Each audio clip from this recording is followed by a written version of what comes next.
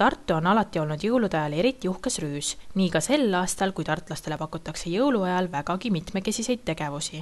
Meie jõululinn Tartu on siis see advendiaja ürituste sari ja üks läbiv joon on see, et meie Raekoja akendele tekib advendikalender ja sel aastal me teeme seda koostöös Tartu Kunstimuuseumiga.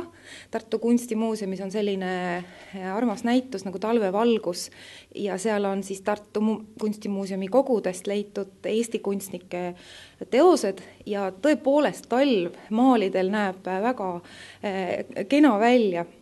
Ja igal õhtul siis, kui uus pilt avatakse, siis ilmub siia platsile Arlekiin ja Arlekiin meelitab siis rahvast kunstimuuseumisse, kus räägitakse juba pikemalt sellest pildist, kes on autor ja milline see pilt ka tervikuna välja näeb, on siis võimalik just näitusel näha.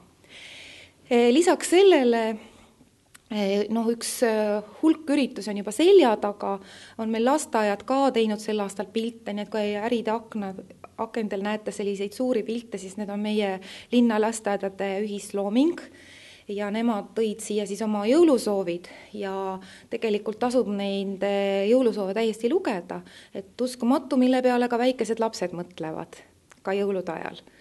Ja siis on meil igal pühapäeval advendiküünla süütamine.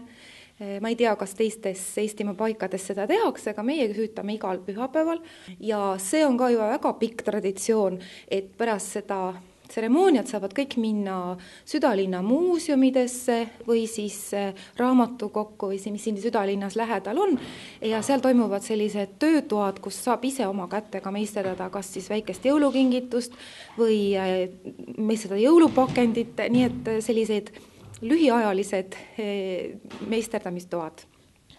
Ja paari sõnaga võib-olla sellest ka, et siin tegelikult üks asi, mida jälle ei ole ma kuskil mujal Eestis väga täheldanud, on üks väike siuke muusikaprojekt, mida saavad linnaelanikud ise kuidagi kaasa aidata. Kuidas see paari sõnaga lühidalt öeldes siis välja näeb? See projekt tuli ise meie juurde, nimelt üks grupp sellise huvitava lahenduse leiutajaid tulid pakkuma ja me otsustasime siis sel aastal sellise jõulumuusika, mis meil on ennegi siin kuuse all vaikselt mänginud, tuua nagu värskendust, et seda muusikat saavad siis ise tellida. Et kui sul on olemas nutitelefon, sest sealt on seda kõige mugavam teha, siis saavad selle internetilehekülje, see oli siis momote.us/Tartu ja seal on siis jõululugude nimekiri.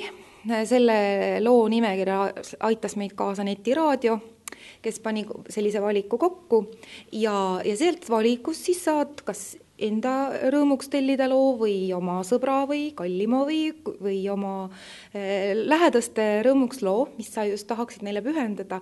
Ei pea kasutama ei raadioabi, saad seal samas oma soovi öelda ja tervitada siis näiteks oma lemmik jõululauluga.